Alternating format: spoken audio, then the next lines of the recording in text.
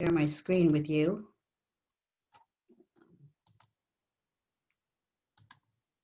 Okay, can everyone see this? Can you see my screen? Not for now. Try again. Oh, boy. I don't know why.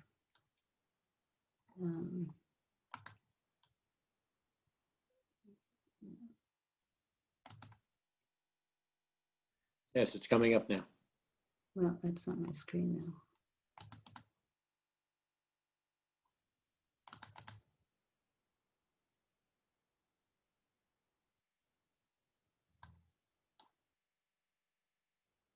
Okay. We can see it now. Can you see it? Yeah, it says networking and informational interviews. Terrific. Got it? You see it now? Okay, perfect. So we're going to be talking about networking and informational interviews today.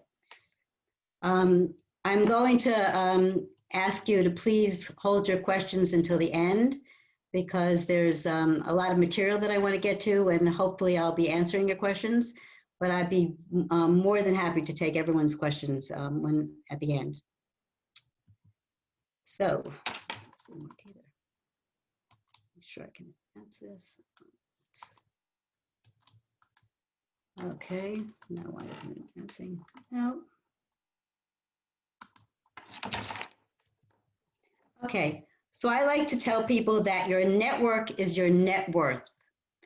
Any career counselor or recruiter will tell you that the bigger your network and the more quality of your network, the faster you're going to be able to land a job.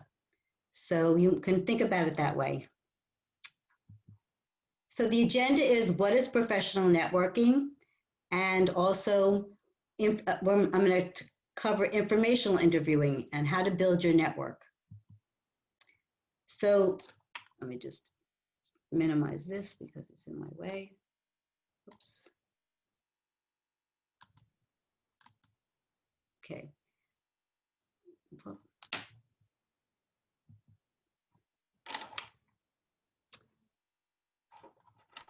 Sorry, little technical difficulties here. Okay, so what is professional networking?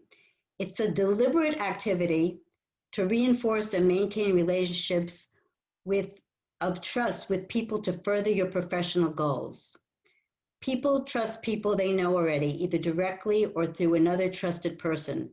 This means that gaining that trust with new people is much easier when you have a strong network. You build this network by getting to know more people, building trust with them, and telling them what you're looking for. What counts is not who you know or even who knows you, but who knows you and that you are trustworthy, knows what you do and knows what you want. And that's what we're going to be talking about today, is how to communicate that with your network. And most importantly, it's a two-way street. You both help and get help with your career goals. I can't tell you how often people call me. They see me and then they looked on my LinkedIn profile and see someone I know, and then reach out and just ask me to refer them to that person without even spending the time getting to know me or for me to get to know them and what their needs are. And I'm just not going to do it. And most people won't do it. They're not going to put their name with yours unless they have some basis of being able to say that they actually know you.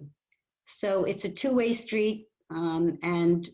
Oftentimes people say, how do I, I've already reached out to this person. How do I reach out again?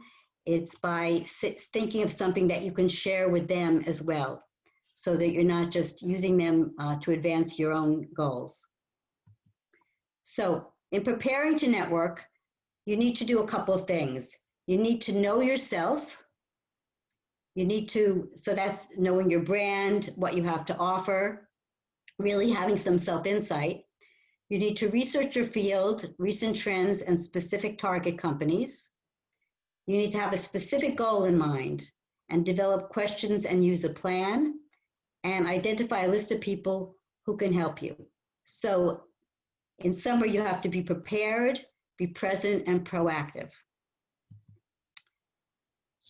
Before anything, you need to get together an elevator pitch. What happens often with people is that they are in danger of losing their job, or they lose their job and they just sort of like say, who do I know? And just, just go out there and just say, tell people that they're losing their job, and they're very anxious about the whole situation. But that's not helping yourself. You really have to do it in a more thoughtful manner, in terms of you have to know what you want and how to communicate that to these people. Otherwise, you're just wasting your time, their time, and you're wasting a very good possible networking opportunity. So you need to have your pitch, your elevator pitch, or your 2-minute pitch in mind. So here's an example of one. I have over 10 years of business development experience. I have met or exceeded my goals in my last 2 companies. In my last company, I was elected to their President's Club for achieving 200% of my goal. I would like to use my sales skills and purchasing contact for a well-established firm such as, and if you have some names, that would be great, where my growth potentials is only limited by my own abilities. So here's at least giving a person something a little bit about yourself, what you've accomplished, and what you're looking for. Because remember, folks, that you need to help people help you. So they have to know what it is they're looking for. I'm sure a lot of people in your network will like to help you, but they have to know, what that you've done the work first, and you know what you're looking for. So where are these relationships? They're everywhere. They're at social events, although, due to COVID, a lot of these are going to be virtual now, but they're still being had like we're doing right now and on Zoom. They're previous employers. These are usual suspects, people you've worked for, who you've hopefully ended with a good, that you haven't burnt any bridges, and these people know your good work. So this is a good place to look for networking opportunities. Maybe they can, maybe if there's nothing, maybe there's something with their company that you haven't worked for in a few years and something new has developed, or maybe they know other people that they can refer you to. Also, a lot of previous, if you look on LinkedIn, if you were with a big company, there's sometimes alumni groups for, specifically like consulting companies. There's big, alumni groups. So where are the people who worked with you? Where did they go? That's the beauty of LinkedIn. You can track people down. Relatives or neighbors. That's you never know who. Always the tagline is you never know. You never know who knows who. Professional associations. There's many of them. You can look at the directory of professional associations for your particular one. These are very popular ones. This is MANG, which is the Marketing Executive Networking Group, for those of you in marketing. There's FANG, the Financial Executive Networking Group. And there's SHRM, the Society for Human Resource Management. All of these professional organizations, they all have New York chapters, and they have chapters in the suburbs if you're calling from, somewhere in the New York area. So I would get on their websites and, see what's going on in terms of their meetings. Volunteer work. If you haven't worked in a while, this is a great way to fill the gap and to meet people. So if you can't get a job at a target that you're particularly interested in, you might want to think about doing some volunteer work while you're still looking for a job. Maybe some part-time work. It will get something recent on your resume so that you can say that you've been doing something in your field, and it will also get you to meet people. So volunteer work, paid or unpaid, is still legitimate work that you can put on your resume. It still counts as experience. Part-time employment, another way to meet people, even if it's not in your direct career path, but that's just getting you out there, getting you meeting people. Anywhere, at Starbucks, on an airplane, at a doctor's office. When I was in sales, I would talk to anyone, just having conversations with anyone, because Like I said, you never know. And then there's something called the virtual 5 o'clock club, which someone I think on this call told me about. I used to be a counselor with something called the 5 o'clock club, which is now called Get Five. That was for people in their mid-career. There's no more, they used to have live meetings, but the virtual 5 o'clock club is something that I just found out about, and it's something that meets, I think, every Thursday night. It's free. You can buy a virtual cocktail if you so choose. And it's people from all different walks of life and in different careers. So you might try any of these, but professional associations is particularly a good one for people who are looking for a specific target, which you should all be doing. And then I'm going to devote, and then PACE, of course, the PACE Alumni Association. I can't leave that out. They have, I think, coming in December. Phil, you can correct me later. There's going to be some kind of a virtual networking group. So you all are alumni of PACE, and it's a good place to go to meet other PACE alumni. And then I'm going to devote this whole page to LinkedIn. LinkedIn has been a terrific source of ways to track down people, ways to meet people. We'll talk a little bit about how to connect with people on LinkedIn.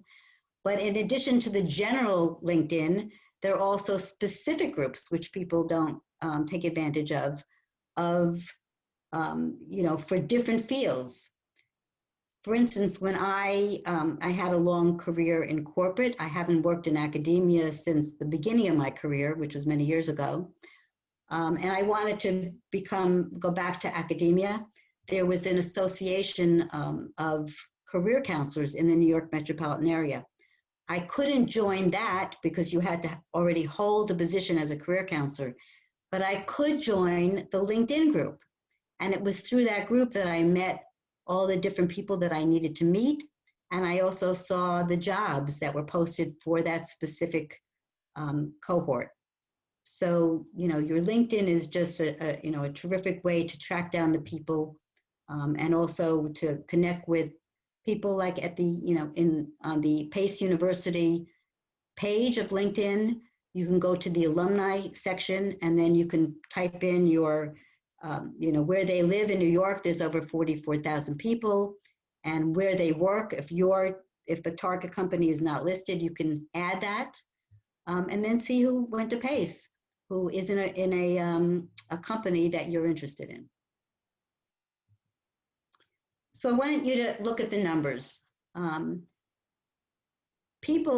There's only 10 to 20% of jobs that are filled through advertisements. That's your online ads.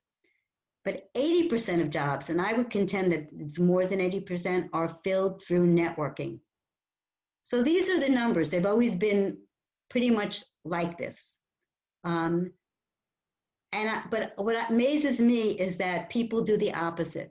People spend 80% of their time looking at advertisements and answering ads on LinkedIn and all the search engines, Indeed, and all the places that are so crowded with applicants. And they spend 10%, if that, of trying to network their way into companies. So, sometimes just reversing this amount of time that you spend will be enough to get you that interview and then to get you hopefully that job.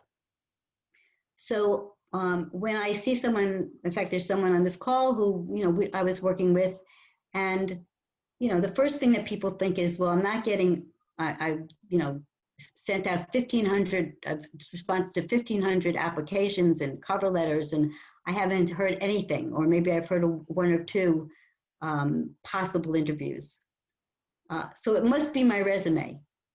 But when I look at someone's resume and I see that it's a terrific resume, it's really not going to be the resume. It's going to be something else. And 9 times out of 10, it's going to be because the person is spending so much time just making out applications, which is just taking so much of their time and not enough time working on their networking. So try to flip this. On the other hand, I had someone just last week who was, somebody who didn't have that much experience, but she went to her local paper. There's a local paper in somewhere in town in New Jersey, and she saw that there was a woman who was advertising to companies to show them how to have more of their people work online, because of course, because of COVID, that has to be, that's the way of doing business now. And so this PACE alum reached out to this woman on her LinkedIn page or whatever the contact on the paper, and the woman just opened up her whole book to her and said, okay, wow, that's, thank you for reaching out to me. I'm also a PACE alumni. I'd love to help you. And just tell me what companies you're interested in. And I'll be happy to, I'll be happy to make some introductions or some suggestions. That's the ideal way. Now, of course, not everyone's going to be that forthcoming, but many people will. So this woman was creative, and therefore she's got opportunities that she wouldn't have if she just tried to apply to those companies without some kind of referral. So what makes for a good networking meeting? Okay, you want to gather information helpful to your career goals and offer information helpful to your contacts. Remember, I said it was a two-way street. You want to share a list of contacts you've identified and who else they might know. I'm going to be talking about that a little bit in a few minutes. You want to take notes and be prepared to follow up in a letter or email thanking them for their time. And you want to leave the meeting with additional contacts. That's your goal. So either a couple of takeaways. One, they say, oh, wow, you're a terrific candidate. I'd love to hire you when we have something coming up. Wouldn't that be terrific? That would be the greatest thing. Or else you come away with other contacts that they've given you, and now you have a referral into something and not just going in cold. So you want to walk away from a networking meeting having made a good impression. That's really your overall goal. So this is what I call a marketing plan. I think that this is a terrific tool. I've introduced this to a lot of people. So what this is I know that a lot of people, have a networking contact, and the contact says, send me your resume, right? And so you send your resume, you don't know what the person's going to do with it.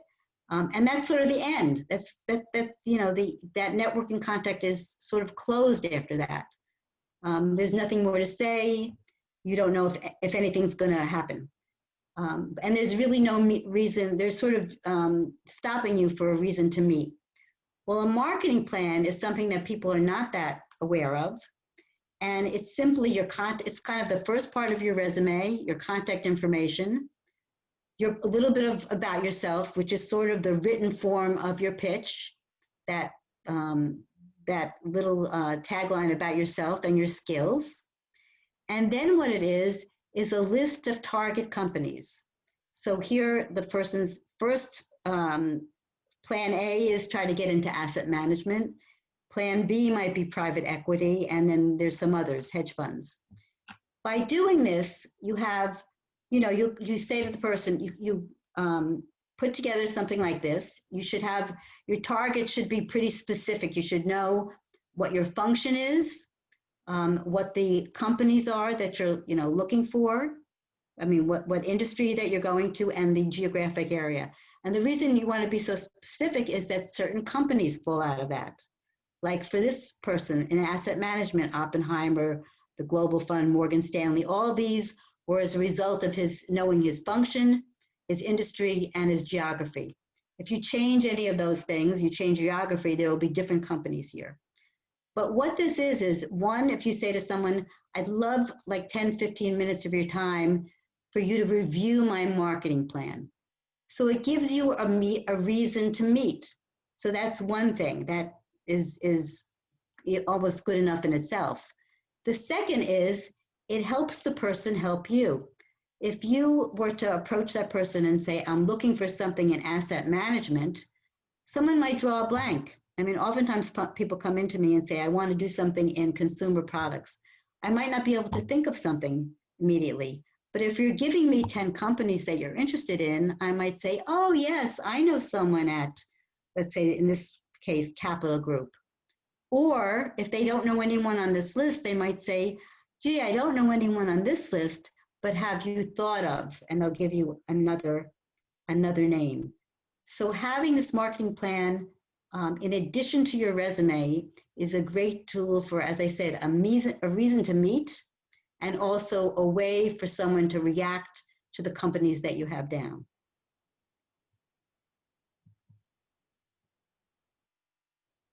So all networking contacts are not equal. You want to measure your contacts. Knowing the stages of your contacts will be a real determining factor on whether your networking is progressing in a positive direction, or you're getting closer to real opportunities, or you're just spinning around at the same level. So what are stage 1 contacts? They're people you know and with whom you're currently in contact on an ongoing basis. So your hairdresser, for instance, or the person who, your neighbor, this might be a stage 1 contact. They're people who can provide you with information, resources, and help validate your business. And these contacts can include PACE alumni, current and former colleagues, coworkers, right? So you want to get a group of these people. They're just people who know other people, right? You want to try to contact them once a month.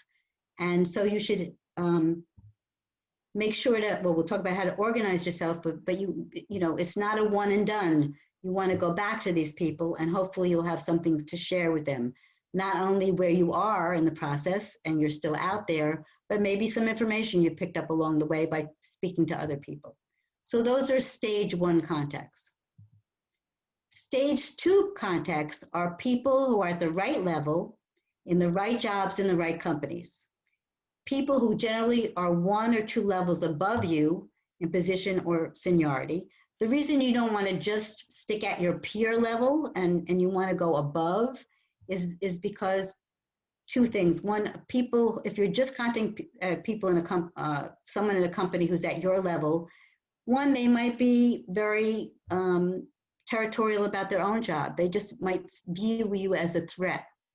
And they probably don't know any more than you do. You know, you're looking on the website, you know what's available. If you contact people a few levels above you, they might have a better purview of what's happening. They might know what their talent acquisition needs are, and that, you know, Joe is thinking of retiring and there's going to be a spot there, or someone's not working out, or we're building up this department and there might be some opportunities there. And if you're going to just reach out to these people by, you know, you find them on the website and you reach out to someone a couple of levels above you, the worst that can happen is that they're going to refer you down to somebody who's more appropriate hiring manager. But that hiring manager is going to open up that email, because if you are working and you get an email from somebody 1 or 2 levels above you, you're going to be sure to read that email. So you want to contact someone a couple of levels above you. These contacts can include someone who recently landed a job within your contact target area, a first-line supervisor, or a potential hiring manager. Okay. Now, stage 3 contacts. These are people who actually have job openings or can, advancement opportunities, or they have a new client coming on board. They can be stage 2, who all of a sudden become stage 3 because they now have an actual job opportunity. And they can include hiring managers, department heads, and human resources. So these are people who we could say to you, wow, George, you would be perfect. I have something coming up. You would be perfect for this kind of a job. See what I can do about it. There'll be people who, could possibly become stage 3 because they now have something that they could actually interview you for. So you want to strive for 6 to 10 things in the works that can, result in 3 offers. That's the ideal thing. It's a numbers game, people. You want to have a lot of things going, because if you only have one thing that you're looking at, if you have one, I know you only need one job, but if you have one job that you've been targeting and one job that you've been interviewing for, if that falls apart, it's very demoralizing. It's sort of like you have to take a deep breath because sort of everything, you've hinged everything on that. So you've got to have, you know, as they say, more than one, you know, apples, you know, more than one things in a basket. So you want to try to keep a lot of things happening, a lot of different stage 1, stage 2, stage 3 contacts. So you have to be very organized about this, right? When you're in a job search, because if you're doing that and keeping a lot of things in the works, things can get confusing. So whatever your way is, I just put some, you know, some random thing down that maybe I would use, but whatever works for you. You want to put the name of the person that you're contacted with, the name of the company that they're in, maybe the title, the date that you contacted them. If they've given you a referral, you want to put that down, and because you want to be able to note who that referral came from. The status of what happened in that, you know, in that interview, in that meeting with the person, and what action you're going to take. So maybe the action would be contact the person in a month, in another month, to report on your status, and maybe you know, give them an article that they might be interested in. Because you know, your network are people who are you know, people who are busy and working. They don't have time to maybe read as many articles or meet people. So you know, you can do that two-way street. You can have things to offer them as well as by asking them for things. So you need to be organized. So I know a lot of, you know, for extroverts, the whole job search process is easier. And it's certainly easier, you know, than if you're, you know, especially networking is easier for extroverts. But even if you're introverts, you know, you have to get over those fears, because you need to talk to people. That's who's going to get you jobs. So some of the fears are, but what, you know, what do I have to offer in return? You know, I feel like I'm bothering them. I don't know how to start. So these are all things that come to people's minds, and you know, fear keeps a lot of people in place. It keeps them unemployed, it keeps them in bad relationships, it keeps them in bad jobs. So at some point you need to just, you know, challenge yourself a little and talk to people. I'm not sure of what I want to do. Well, that, you know, certainly you should know what you want to do, because like I had said, you want to know what you want from people before you start to contact them. So you want to reframe that. Say, what do I have to offer in return to someone with whom I'm networking? To reframe that as you want to show them genuine interest and enthusiasm. Be a good listener. That's a great start. Over time, you can better understand what else you might be able to offer them. So people like to, you know, like they're people who, you know, they have egos. They like to talk about why they like their job or what they like about the company. And over time, you'll develop a relationship. And that's what a network, you know, networking should become, a relationship, a trusted relationship. I feel like I'm bothering them. That's a concern. So networking is not asking for a job. I mean, maybe in you know, on some level, you would hope that happens, but that's not what you're doing. You're just trying to get information. And most people are flattered, as I said, by being approached by an expert. And of course, there are some people who might look, you know, annoyed or disengaged, and then you just, you know, respect their time and move on. So, you know, you just are sensitive to, I mean, and there are people who are very open to doing it, just like the woman I mentioned who was very helpful to the other PACE alum who contacted her about that magazine ad. So you're going to have all different types, but hopefully, you know, one networking contact is, you know, is gold. The other thing that you should think about in terms of bothering someone, in some cases, particularly pre-COVID and maybe post-COVID, there are companies that offer money for referrals. There are many companies because, you know, it's hard to find really good people that you know, that a network, that a recruiter can trust is a good worker.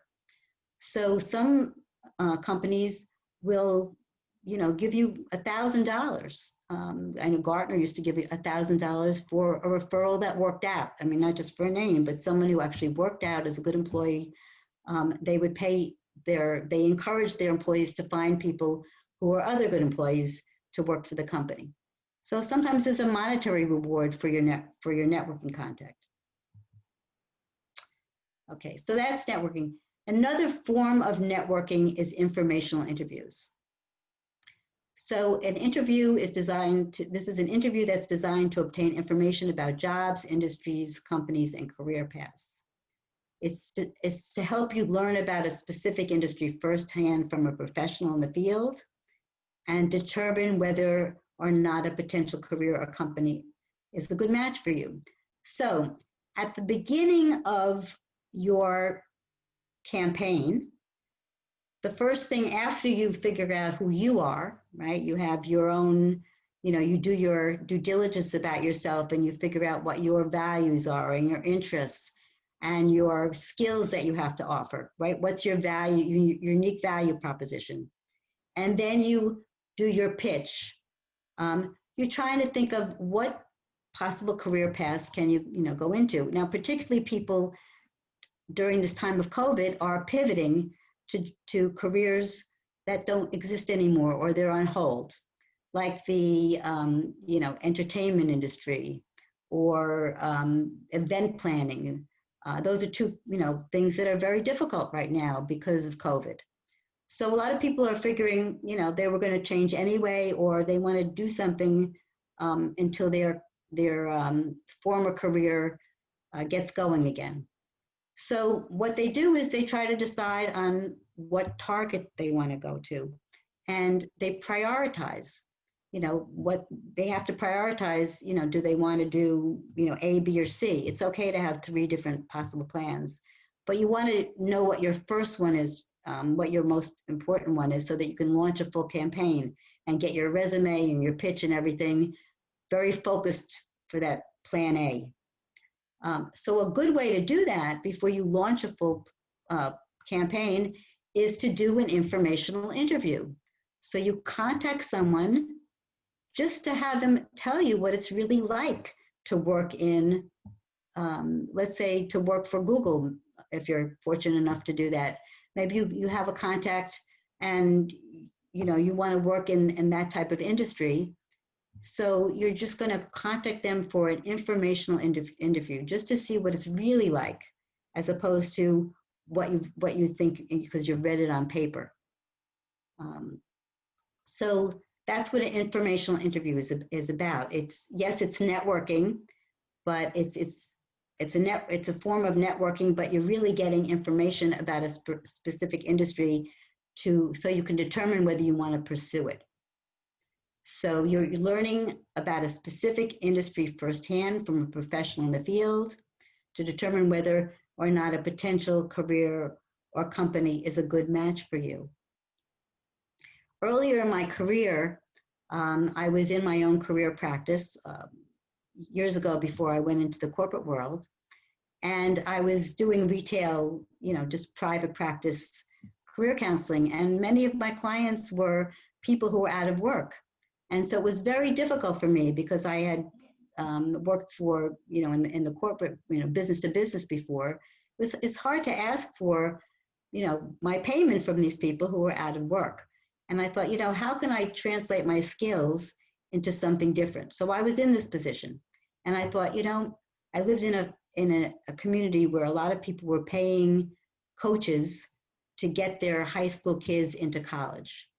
I said, this would be a perfect thing for me to go into because I could monetize my skills.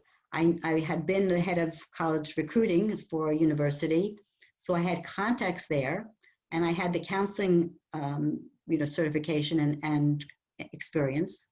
So I went to a woman who was very known in the field and asked her for some time to just talk about this.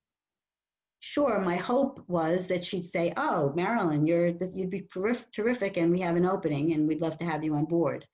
That was not something I voiced, but I would, in the background, that's what I was hoping.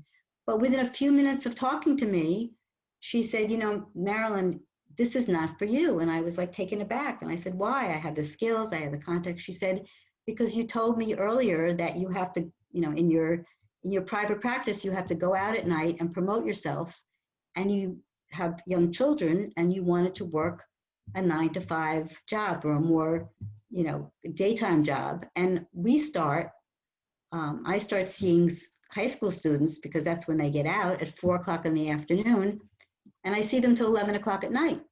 So this is something, as soon as I heard this, I said, she's right. This is not a good career path for me. So sometimes just talking to people in the field will either confirm or negate the fact that you should have a full-blown career search. But it is an ultimate networking technique. So informational interviewing is not asking for a job or a potential job opening. It's not a casual conversation, and it's similar to a job interview. To prepare for it, you have to do your research on the company, the industry, the position, and the person, just like you would in a regular interview situation. You have to remember that you're running the meeting, right? You're not going to sit back and have them asking you the questions, because you called the meeting, so it's your agenda. You want to prepare relevant questions, but you need to rehearse your pitch, outlining your professional background and accomplishments. So the way that might go is, you know, dear, you know, Phyllis, thank you so much for agreeing to meet with me. You know, I'm very anxious to hear about your experience with this field and how you got into it. But before I do that, would you mind if I just tell you about myself? Because I think that would help you help me. So before you know, so you can launch into your pitch, but you don't feel like you're selling, because that would be like, you know, like bait and switch. That would be like you said you just wanted some time to have, you know, to answer questions. You're not going to sell them on yourself, but you do need to preface it like that. I need to tell you something about myself so that you can help me. So preparing for that, you need to have relevant questions. Some might be like the following. How did this type of work interest you, and how did you get started? How did you get your job? What jobs and experiences have led to your present position? Can you suggest some ways a student, or in your case, you know, someone with whatever your experience is, could obtain this necessary experience? And what was the most important satisfactions and challenges connected with your occupation? So these are some good questions, just general questions. Of course, you can have some specific questions depending on your, you know, your target and your career. But it's getting the person to talk about them and their work. You know, what is a day in the life? That's a good one also. What is the day, you know, what does your average day look like? That will help you in terms of, you know, thinking whether you would be, that would be something that would be satisfying for you. So setting up the informational interview. Email, you can connect on LinkedIn. You can, there's for those of you who are still students, there's an alumni student mentorship program. So you want to identify the link between you and them. You want to clearly state while you're writing, why you were writing to them. Give your professional summary or pitch. Request no more than 20 minutes of their time. Indicate how and when you will follow up, and accommodate to their schedule. Remember, you're asking them a favor by, you know, setting aside time. Time is money, so you want to make sure that you're accommodating their schedule. In the regular world, when we were meeting in person, I used to always say that breakfast meetings, people appreciated breakfast meetings. You buy someone a cup of coffee and a muffin or something, and you know, you get them before they start their busy day at work. So here's some examples for a contact, you know, an email. Dear Alan, Dr. Alan Hodgkins, my journalism professor at Pace recommended you as a professional, has a lot of knowledge and careers in the field of print media. Upon his suggestions, I'm writing to introduce myself and request a possible meeting. So here's, you're establishing the link, why you're writing to this person, right? You have the name of someone. Then you tell a little bit about yourself. I graduated from PACE in 2018 with a major in journalism/communications. My interest in print media was sparked during my role as the co-editor of the campus newspaper, The Chronicle. I had a prior internship in TV production, but now I wish to explore the field of newspaper journalism. So you use your pitch. That's the second thing you tell them. Would it be possible to have a 15 to 20 minute meeting, minutes of your time in the near future? I am sure you are extremely busy, but would be very grateful if you could fit me into your schedule. I will give you a call next week to see if this would be possible. Thank you for your consideration and best regards from whoever your contact was, Dr. Hodgkins. If you do have a referral like this person has here, in the email that you're going to write, in the subject line, you're going to write referral from Dr. Alan Hodgkins. You're not going to write career in journalism, or if it's a specific, if you're writing to somebody for a specific job that you saw, the name of the job, you're going to write the referral name because that's what will get the attention. Most people will open an email and give it some thought if it's from a referral, and that's why networking is so important.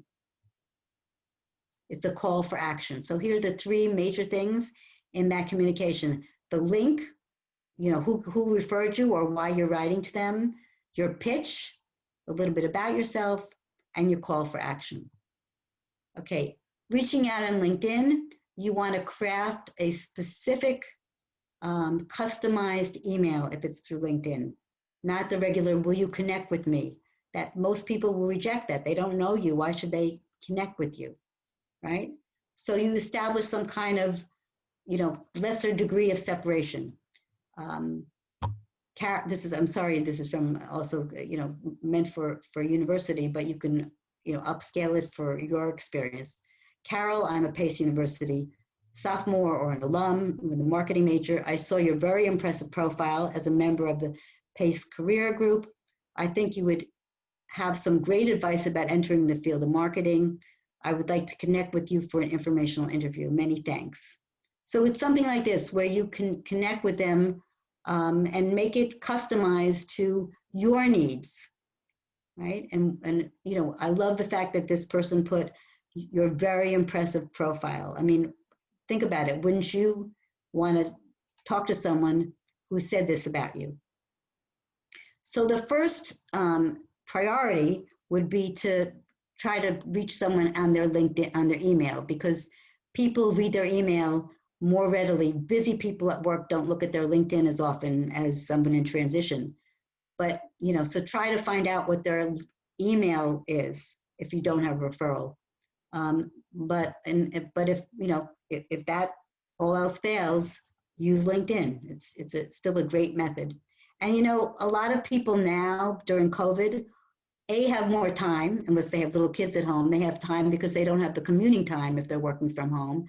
And secondly, I think, in my experience over the last number of months with people doing this, people are a lot more empathetic to your plight.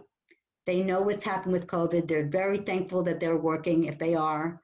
And so they're much more likely to accept your invitation this way.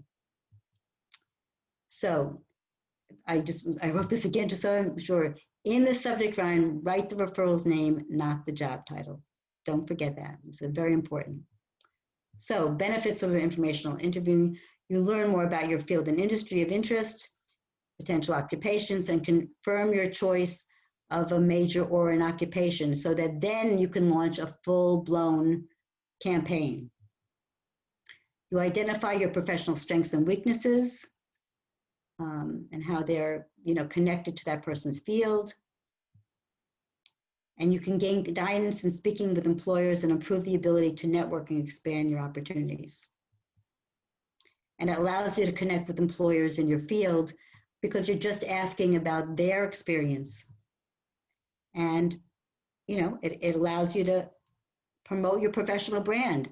There might not be a job with their company or that they know of now, but there might be in the future. And so you're kind of the human refrigerator magnet, as I like to say.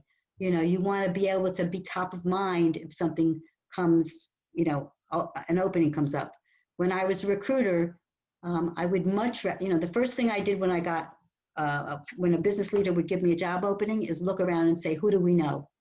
You don't want to go out there to the, the big internet in the sky and get a stranger. You want to get someone you know, or someone who you know who knows somebody else, somebody that you can trust. So, and it gives you access to the unadvertised job market through personal referral, and there's nothing better than that. So this is just sort of a little diagram here of networking opportunities. In the center, of course, is to know your elevator pitch and to practice that, and gaining insight into the hidden market, ask questions, be curious, identify the purpose for the conversation, be enthusiastic and interested, do your research. And in the informational interview, you're in a conversation, you're not asking for a job, but remember, it's your agenda. You have to have the questions. Don't just sit back and let the person, take the reins because you called the meeting. So some actions you can take: reconnect now with people you already know. Even if you've already gone out there and said, I'm losing my job, can you help me? Reconnect with them now that you have your elevator pitch and you have your target. Try to give them your marketing, set up a meeting to review your marketing plan. Use LinkedIn and other social media to see who else you know and who are their connections. Start a targeting map to keep track of your search. Make sure you keep yourself organized. That's very important because, one referral might lead to another referral, and you want to be able to keep track of where they originated from. Strive for informational meetings within your target areas, and follow up. There, just don't have it a one and done. Ask the person at the first meeting, would it be okay if I contact you in another month just to, if I'm still looking, just to give you a status update, and maybe by then they'll have some more information for you. And this is just, who to contact. So that's it. I'll be happy to entertain any questions now. We have a pretty small group, so, Thank you, Marilyn. You're welcome. Interesting as always, not only in terms of learning something else, but it's kind of gives a new point of view somehow. Okay. To all And I'll be, process. and I'll make that, I'm sorry to talk, but I'll make this PowerPoint, because I know I went quickly. I'll make this PowerPoint, I'll give this to you, Phil, and you can Absolutely, and we'll distribute to meeting participants. So if anyone has any questions, you can unmute yourselves. Oh, George, thank you for raising your hand. Hi, George. I have a question. I'm sorry. My name is Susan. Hi, Susan. Hi, I'm sorry. I'm in a mask. I was on the middle way. I'm kind of like, remember, I have a question particularly, but I've been going through a lot of HR interviews, and all this HRs has been putting on a hold on me. They didn't reject me, and I follow up with them. They're still putting on hold because they're really interested in me, but then they didn't. I did not interview with them, but they got my resume.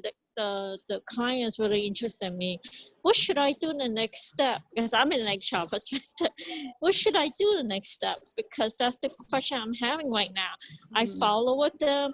They said they have not made decision yet, but they really interested in me and putting a hold. Right.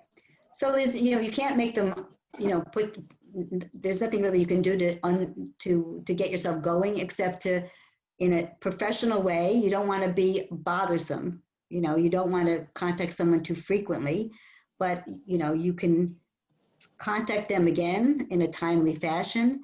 And like I said, try to find an article or something that you can share with them, because you're an HR professional, I know, and something that they might not have time to look at, even from a professional journal, because as you know, all of you have been in, if you're not now, busy jobs, and you're not out there talking to people. So you might have heard something from someone else you talked to that you want to share with them. So make yourself valuable as much as they can be valuable to you. That's Okay. what you can do. Because I followed them, I'm networking with them, and I share my, like, I usually talk about my experience, but, you know, and so I keep it yeah. positive. All right. Be patient. Be patient. Yeah, Okay. okay, Someone else? thanks. George, did you?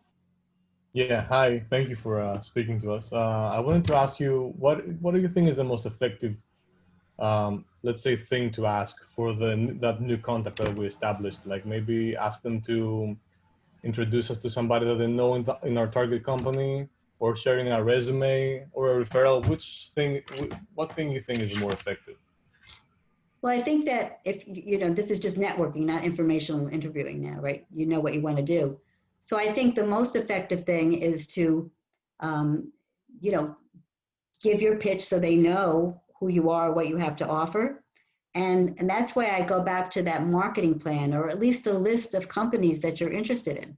You know, to me, the best way to go about a job search is to have a list of companies in front of you every day, and so that you can refer to. So you can look on their company website, which is often more current than a search engine, to see if there's any openings. But then if there aren't, you know, try to work that list. Like, how can you network into that list? So I know the most important question is, do they, you know, show them the list? That's why people need something to react to. Show them the list and say, do you know of anyone in these, you know, companies that could use someone like me? And maybe, you know, not like if they might say, no, not that, you know, not that list, but give you another referral. You're looking to get a referral into somewhere so that it's a warm lead. Does that answer your question? But a referral is like them sharing my resume, them introducing me to somebody else, or is it something else? Referral can be many things. It can be them just giving you the name and saying, look, call someone at Procter & Gamble and tell them I sent you, you know. Or if they you know, even like you more, they say, you know what, I'm gonna reach out to my friend at Procter & Gamble. I'll copy you on the email and see if they will, you know, I'm sure he'll want to spend some time getting to know you. I Okay, see. so that would be great. I do that for some people that I know well. I'll reach out to the, you know, to the company. If I don't know them that well, but I will vouch for them, I'll just say, use my name. You know, maybe I don't have the time to do it. Use my name. Perfect. Does that help? Thank you. There you Yeah, are. yep. You skipped around. Okay, there you are. Thank you, Marilyn. We have a question from Jeffrey. Jeffrey, do you want to unmute yourself and ask? Thank Sure. you. There you are. So there are many consultants or people out there who, you know, claim to be LinkedIn experts or resume experts, et cetera. And I found it difficult to find, you know, who I would like to use to really help me with my LinkedIn to polish it up, make it as effective as possible. You know, everybody has a different approach, I'm sure. But how do you think the best way is to find a really good person? Yeah. Okay, well, as a freebie, I mean, I'm available to help you. But someone who's, I'm going to shout out, I'm going to give him this guy, he's written a book on LinkedIn. He worked with me for many years, and his name is Robert Hellman. He's in the New York area, and he's the guru on LinkedIn. He's in contact with him all the time because LinkedIn changes. He's going to charge you something, I don't know what, but he's reasonable, and he's the best I know of in the business. Sure. Well, sometimes an investment is a good thing. Sometimes it is, but you know, before you do that, yeah, I would look on YouTube. YouTube is a great source to learn a lot of things. You know, if you want to know how to virtual interview, look on YouTube. I think it's everything from, you know, how to work this can opener to how to find a job. So try to, you know, you want to be a knowledgeable consumer. Yeah. Right, before you buy anything. And I'd be very wary of resume writing services, because I've seen people who have, you know, spent money on resume writing services and they don't you know, you have to own that resume because that's what the interview goes after. And they're words that they don't even, the people don't even understand their own resume. It looks gorgeous, but it's not them. So, you know, I just buyer beware is all I say. But Rob is a good guy. Thank If you. you need that, you can just contact me and I can, Sure. if you can't find him. Okay, I'll look. Okay. Well, thank you, Marilyn. This hour passed by so quickly. Oh, wow. We hope to have you next semester because we are on proper higher education schedule. So it's the end of semester. The season, the holiday season is coming. So hopefully you've enjoyed our seminars on human resources and those wisdom from Marilyn, which we hope to be able to approach next year as well. Thank you all very much. If you have any questions, please contact the Alumni Relations. You can also go to PACE Career website and find ways on how to have an appointment with Marilyn. And we'll see you next time then. Thank you very much. Thanks, everybody.